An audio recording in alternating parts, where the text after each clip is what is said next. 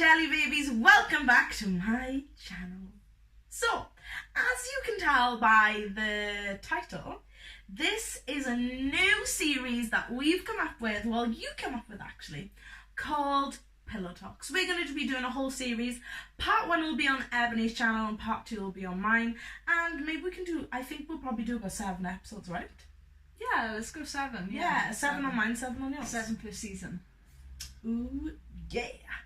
This one is our coming out story. Mainly my coming out story. So as you have already noticed, I've got someone else in the bed with me. Hey girl. Introduce yourself there. I am the lovely Ebony, and I am this gorgeous human's significant other / better half. Rude. Welcome to my channel, Ebony. You're on it often. I'm on it often. This It is may as well be basically ours. another channel Jalisa. of ours. If you want to watch the other section, which is Ebony's coming out story, and we chat and babble on about other gay shit. Gay issues. Head over to Jalisa, obviously after you've watched this one, to watch that one. So, without further ado, let's get to the video.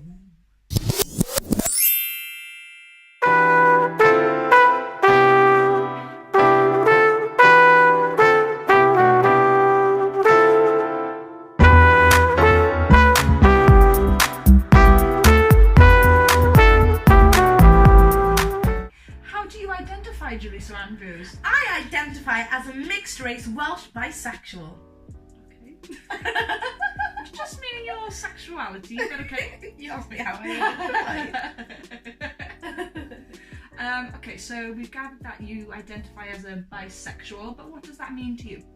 To me, that means that I'm into both men and women only. I ain't into dogs, I ain't into cats, I'm not into transgender, I'm not into non-binary, I'm into... That sounds really harsh though, and it's not in a No, but it's nasty not, way. no, oh god, no, not in a nasty way. Girl, if you want to slide in my DMs and be my best friend, you go do that, boo. I'll be there for you. But you're not, like, no, I'm just like... into... Yeah, don't slide into my DMs. You know what I mean? But yeah, I'm just telling you what I identify as Ebony and how I like to see Okay, myself. so that's how you see yourself, that's good. Yeah. And so how long have you identified this way? How long have you known that you're Forever. bisexual? Forever. Since birth. Out of Absolutely.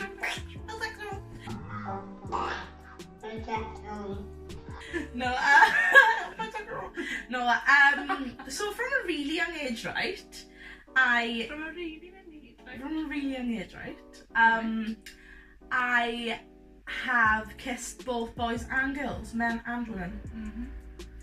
And literally, I swear to God, I've known from such a young age. But there was also a point where I think I was around 15, where I looked myself in the mirror. I googled how to come to terms with being gay. That's literally what I wrote into Google, right? Obviously. I really want to jump in. Go on, Can I jump in? Yeah. Don't lose your train of thought. Yeah. You just said, how do I come to terms with being gay? Absolutely. So, by saying that, because I think it's important to know, I don't identify as gay now. I didn't know the term bisexual. So like, growing up and everything, I always knew I liked both, right? But all I ever heard about was being gay or being straight. Okay. I never heard the term bisexual or bisexuality. So then, when I typed into Google, going back to the Google story, how to come to terms with being gay,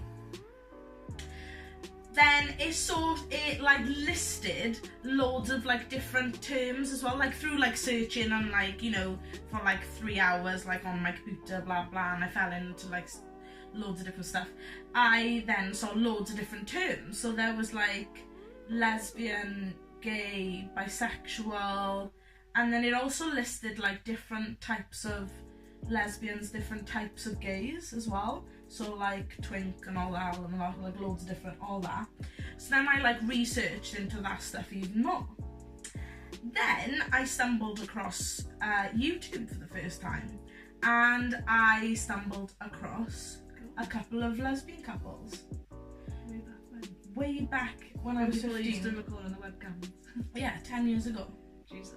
How crazy. Because obviously I'm almost 25. Well, it's not obvious because you might not know my birthday. But yeah, so I stumbled across YouTube, and on my journey through YouTube watching, oh god, I had literally the gayest subscription ever. So like I was subscribed to like hundreds and hundreds and hundreds, not hundreds because there wasn't back then, but loads of lesbian couples, as well as being subscribed to Broadway.com. Subscribed to like loads of musicals, because Broadway.com used to do a series back then where like they would take the camera backstage and like the lead person would like vlog all day and like do a week segment on different shows. Right. So like my subscription box was just like right. So yeah, through being and searching all that, then I slowly found the term bisexual, and understood then that it described how I felt inside completely. So that's when I realised that I was bisexual. Then I think then I got so comfortable with watching these people, and I got so inspired by seeing them so happy online, like portraying their lives. And I was watching loads of like long distance relationships as well, which I thought, like, it doesn't matter like where you find love. If you love someone, boy, girl, live in Australia, live in Africa, live in wherever, and you live in England, if you want that to happen, then I was watching people make that happen. I thought, oh my god, if someone from England can fall in love with someone from Hawaii, then, and they're gay, then, or bisexual, then I can do the same but fall in love with someone nearby. So being bisexual is really difficult to come out, because you can't exactly send a text and be like, I'm exclusively to women. And it's a bit weird to text people. Obviously as well, back then bisexuality was really taboo. Like it still is now. Like people get such a wrong picture of people who are bisexual. But we'll get into that in a minute. But like the last thing I wanted to do was text my family or speak to anyone face to face and say I'm bisexual, because it was so taboo then. I just thought, oh god, that's worse than coming out as gay. God, really? Yeah, that's what I thought at the time. And I was so funny. Like, my brothers would drop me off to my girlfriend's house. But I've got so many friends which are girls that they didn't even think anything of it. Although you should, but it is actually more easy when you're bisexual, yeah. Because I mean, like, I had, throughout my college years, when I went to like state community college before I went off to drama and dance school, I had relationships with men, boys, girls, men, boys, girls, men. Do you know what I mean? Yeah. So like it was easier for people not to see that I was ever with a girl whenever I was with a girl, because spending loads of time with with a girl when you're a girl is not weird. Or sleeping over your friend's house is not weird. And this is where I come into the story, right, where when I had my first serious girlfriend before I went off to drama school in London, I heard my mother downstairs talking to her friends saying, oh, it's just a phase, right? And I obviously completely understand how it's difficult to come to terms with your child being gay or your child being bisexual, and for all she knew at that point, I was gay because I had a girlfriend, right? Loads of people have made that assumption now, haven't they? Absolutely. So many people make the assumption that I am gay. I feel like so many people don't know that I'm bisexual. Again, bisexuality visibility is so difficult to say I'm bisexual. Not even say I'm bisexual, but for people to see that you're bisexual. Because you could, maybe if you're mostly around girls, it may just so happen that you have like a series of girlfriends. And so then if people haven't seen you with a boy, or like they haven't seen you with a boy for a long time, they can easily then make that jump and say, oh right, well I've seen her with girls, or I've seen her have girlfriends, therefore she is lesbian in your situation like? How did you get people to understand your identity, or was it not that? I never did. Not that much of a big deal for you. For me, it absolutely wasn't a big deal. So you didn't even feel like you needed to justify or No. identify. And everybody's very different in that sense.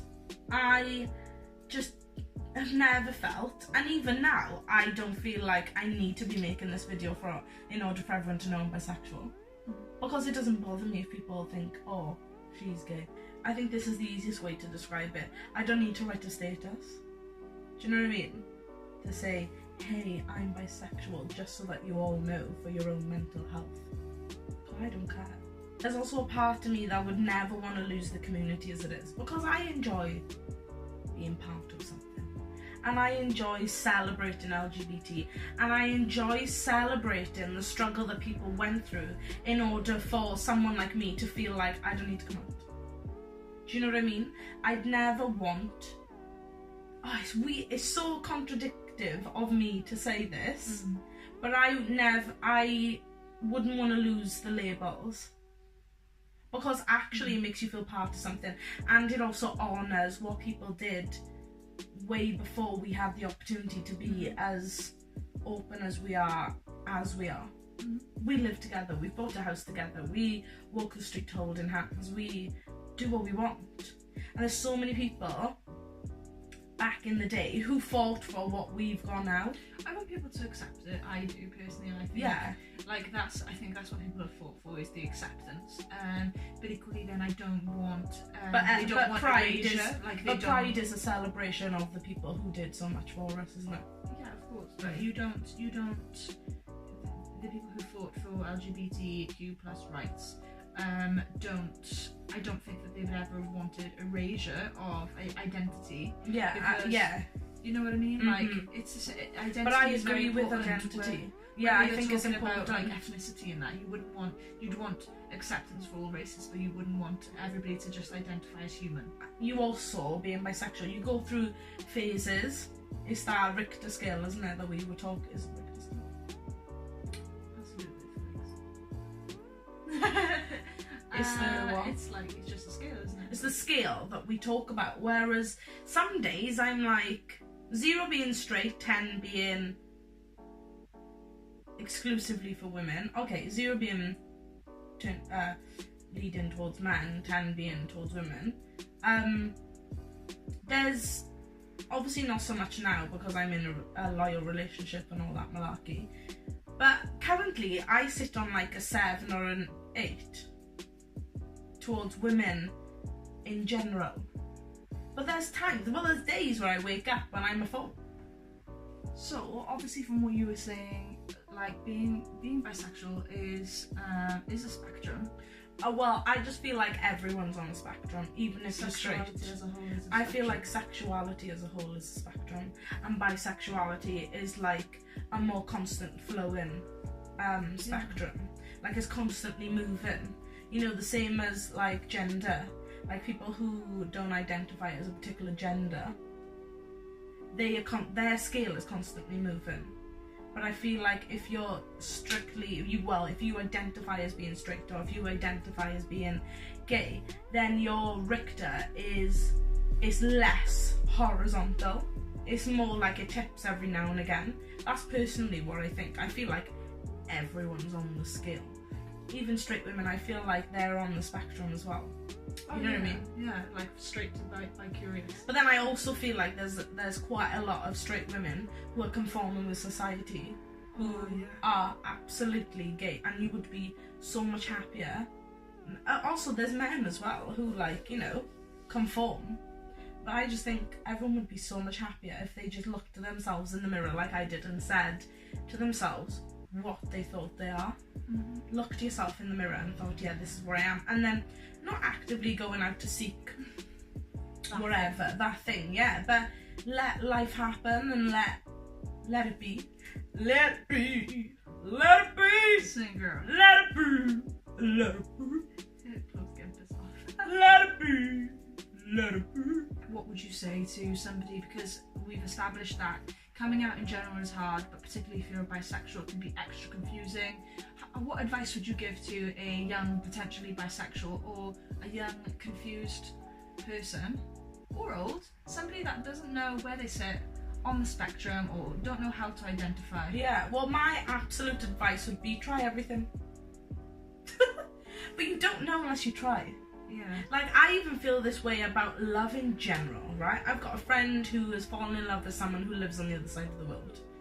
But constant anxiety is constantly like, I don't know if I can go through with this because it's such a commitment. How do you know unless you try? How do you know it's not going to work unless you just let it flow, let it happen, work it out, jump on a plane? Life is life, like, enjoy it, live it.